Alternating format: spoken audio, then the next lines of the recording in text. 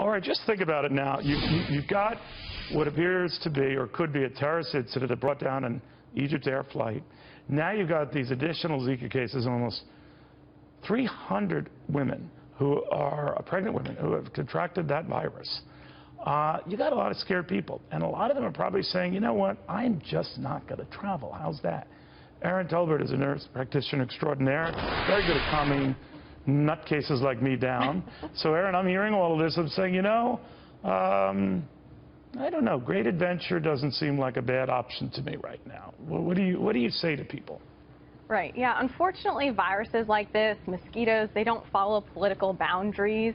And so we're seeing them creep north as the weather warms up. We're seeing them now in Puerto Rico. We're seeing them inch towards Florida, towards places like the U.S.-Mexico border.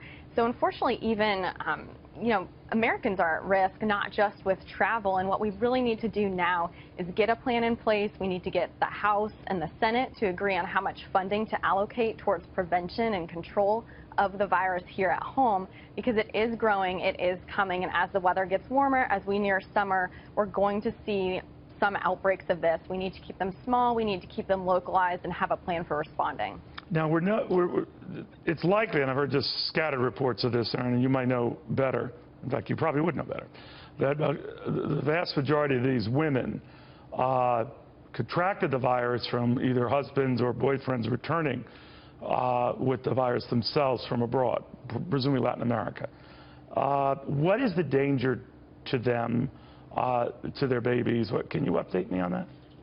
Yes, certainly. So the major risk with Zika is for pregnant women, and it's because it causes a congenital birth defect that we call microcephaly, which is essentially underdevelopment of the brain. These babies are born with a very small head, and they typically cannot go on to lead normal lives.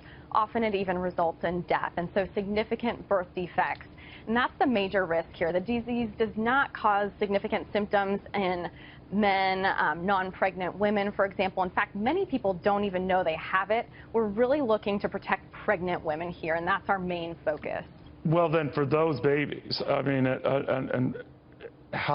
what is the likelihood that just the mother having this virus means that that child's life is compromised or in danger? Right. We aren't sure yet exactly what percentage of mothers who get the Zika virus will give birth to a baby with one of these birth defects. What we're seeing right now is about 29%, so about a third Wow. of these mothers. So it's much higher than we originally thought. We're also seeing that not only does the virus affect these unborn infants in the first trimester of pregnancy, but really a Zika infection at any time in the pregnancy can lead to birth defects. It can lead to miscarriage.